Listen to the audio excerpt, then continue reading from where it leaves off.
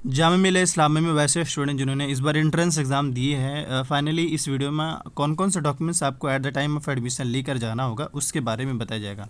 देखिए, आप थोड़ा सा कंफ्यूज हो सकते हैं कि आप कहेंगे भाई आप ये एम ए हिस्ट्री के क्यों दिखा रहे हो। मैं इसलिए आपको डायरेक्ट मास्टर के कोर्सेज दिखा रहा हूँ ताकि इसके, क्योंकि जितने भी और भी कोर्स जैसे बैचलर हो गया या डिप्लोमा हो गया तो ये सब इसके नीचे आ जाते हैं। तो अगर आप देखें तो जो एलिजिबिलिटी क्राइटेरिया ये सब इसके अंदर आ जाता है, इसलिए मैं डायरेक्ट इसके लेकर दिखा रहा हूँ। लेकिन इस वीडियो में आपको हर कोर्सेज़ का प्रॉपर इन्फॉर्मेशन मिलेगा। मतलब ये कि किसी ने अंडर ग्रेजुएट में या यूजी कोर्स में जितने भी अप्लाई करा है, चाहे वो बीए पॉलिटिकल बीबीए हो या बीकॉम हो या डिप्लोमा हो, किसी भी कोर्स में अप्लाई करा हो, इसमें हर कोर्सेज़ के लिए डॉक्यूमेंट्स के बारे में बताया जाए। क्योंकि डॉक्यूमेंट्स ऑलमोस्ट सभी के लिए कॉमन होता है, ऐसा नहीं कि सबके लिए, कुछ कुछ पेपर अलग होता है बट कुछ चीज़ें सबके लिए नॉर्मल होता है। चलिए हम सबसे पहले स्टार्ट करते हैं फर्स्ट पे। सबसे पहले आपको एडमिट कार्ड, नंबर 1 पे एडमिट कार्ड और रजिस्ट्रेशन फॉर्म, यानी आपने जामिया में जो फॉर्म फिल किया है तो वो अपने आईडी पे जाएंगे, ओपन करेंगे। जामिया की वेबसाइट पे जाने के बाद अपनी आईडी ओपन करेंगे, ओपन करने के वहाँ पे आपका एडमिट कार्ड और रजिस्ट्रेशन फॉर्म, इन दोनों को डाउनलोड कर लीजिएगा। डाउनलोड करने के बाद सेपरेट कहीं आप रख लीजिएगा। अब उसके बाद एटलीस्ट 4 से 5 फ़ोटो, ये एडमिशन के टाइम में ज़रूरत पड़ेगा, तो ये दोनों तीनों चीज़ें आपके पास होना चाहिए, पहला। दूसरा, प्रूफ ऑफ पासिंग मार्क्स या क्वालिफाइंग मार्क्स। इसका मतलब ये होता है, जैसे अगर किसी ने डिप्लोमा के लिए दिया हो तो उसके लिए 10th का जो एलिजिबिलिटी है, 10th की मार्कशीट तो चाहिए ही चाहिए होगा। या फिर किसी ने सपोज करें किसी ऐसा भी एस्पिरेंट है जो डिप्लोमा 12th बेस पे दिया हो तो उसके लिए 12th की मार्कशीट मैंडेटरी देना पड़ेगा, ये हो गया। लेकिन अगर किसी ने BA political, BBA, under graduate में जितने भी कोर्सेज हैं, चाहे वो बीए ऑनर्स इकोनॉमिक हो, जितने भी पेपर हैं, उन सभी के लिए उनका जो एलिजिबिलिटी क्राइटेरिया वो 12th की मार्कशीट है, तो 12th की मार्कशीट उनको देना पड़ेगा। और जो मास्टर्स के लिए दिए हैं तो उनके लिए ग्रेजुएशन की मार्कशीट देना पड़ेगा। तो ओवरऑल ये जितने भी मार्कशीट का नाम ले रहा हूँ ये सारे आपको ओरिजिनल लेके जाना है, उसके साथ साथ एक जीरोक्स लेके जाना है। अगर है तो, नहीं है तो भी उसका कुछ सॉल्यूशन मिलता है, पर अभी फ़िलहाल जिसके पास है हम उसकी बात कर रहे हैं। थर्ड में क्या कहा जा रहा है, proof of age based certificate. तो एज बेस, देखिए जिसके पास अगर बर्थ सर्टिफिकेट है वो अपना बर्थ सर्टिफिकेट दे दे, अगर नहीं है तो 10th की मार्क्सशीट जो है वो एज आ बर्थ सर्टिफिकेट कंसिडर किया जाता है। तो ये थर्ड डॉक्यूमेंट हो गया। फोर्थ में परमानेंट एड्रेस। अब परमानेंट एड्रेस में आपके पास वोटर आईडी कार्ड या आधार कार्ड, कोई भी एक आईडी हो जो आपको लेकर जाना हो। ये सारी चीज़ें अभी मैं बता रहा हूँ, ओरिजिनल ही के जाना है। उसके बाद मुस्लिम ओबीसी एसटी कैंडिडेट जो होता है उनको अपने कैटेगरी का सर्टिफिकेट बनाना पड़ेगा। मतलब ये कि ओबीसी सर्टिफिकेट होता है ना, ओबीसी एसटी सर्टिफिकेट जो कि आपके ब्लॉक वगैरह से बनता है, उसको बनवा लेना है।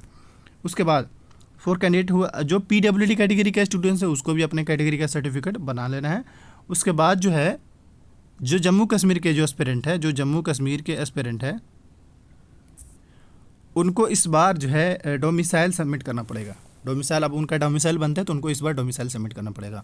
और उसके बाद अगर हम बात कर लें तो कैरेक्टर सर्टिफिकेट, जहाँ से आपने, मतलब ये कैरेक्टर तो सभी के लिए होता है, चाहे वो 10th कर लिए उनको भी मिलता है, 12th कर लिए उनको भी मिलता है और ग्रेजुएशन कर लिए उनको भी मिलता है। उसके बाद जो है आपसे मांगा जा रहा है सर्टिफिकेट फ्रॉम ब्लड ग्रुप का।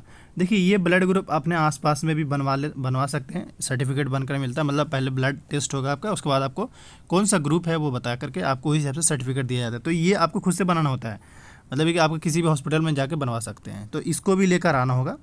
उसके बाद अगर आपका गैप है, अब जैसे मान लीजिए कि किसी स्टूडेंट्स ने 2020 में पास आउट किया 12th और उस हिसाब से अगर देखा जाए तो उसने जामिया में बीए पॉलिटिकल के लिए या किसी भी कोर्स के लिए इस साल फील करा हो तो उसके हिसाब से 1 ईयर का गैप है, तो वैसे में उनको 1 ईयर का गैप देना पड़ेगा कि उस गैप के दौरान उन्होंने क्या करा था। तो वो अपनी कोई भी एक एक्सक्यूजेस दे सकते हैं, लेकिन सवाल ये होता है कि हम ये गैप एफिडेविट पे बनाएं कहाँ, कैसे बनाएं। देखिए एक तो ये कि आपने आसपास में जो आपके डिस्ट्रिक्ट होते हैं, डिस्ट्रिक्ट कोर्ट होते हैं या एसडीओ कोर्ट होते हैं, वहाँ बन जाता है। वरना फिर आप जामिया में आकर, जामिया के पास में ओखला हेड है, वहाँ पे जाकर आप बनवा सकते हैं। वहाँ पे ओखला हेड पे मात्र 50 से 80 रुपीज़ में आपको जस्ट 10 से 15 मिनट बना कर दे देगा। तो ये आपके चॉइसेस के ऊपर है, आप चाहें तो घर पे भी बनवा कर सकते हैं, वरना जामिया में ही आके बना सकते हैं। ये तो हो गया। उसके बाद अगेन जो नेक्स्ट डॉक्यूमेंट्स है वो, आप किसी भी तरीके का रैगिंग वगैरह में इंडल्ज नहीं होंगे, उसके लिए भी आपको एक एफिडेविट देना पड़ेगा किसी भी तरीके का। तो ये जो रैगिंग का बनता है वो 2 बनता है, एक स्टूडेंट्स के बिहाफ में बनता है, दूसरा पेरेंट के बिहाफ में बनता है। तो ये रहा। अब उसके बाद जो है अगेन नेक्स्ट अगर हम बात कर ले, देखते हैं और क्या मांगा जा रहा है।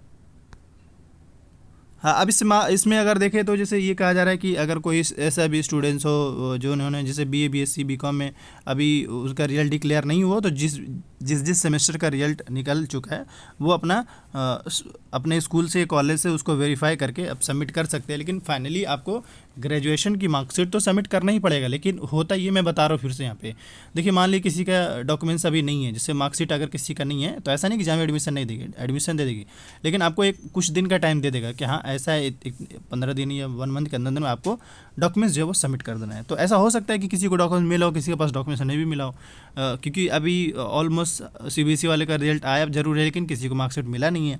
तो ऐसे में आपके पास ये ऑप्शन है। खैर, अब इसके बाद आगे क्या होगा, आपको जब ये सारा डॉक्यूमेंट्स आप रख लेंगे अपने पास तो आपको A4 साइज़ का फीस स्लिप मिलेगा जहाँ जामिया जाएंगे, और उसमें जो है आपको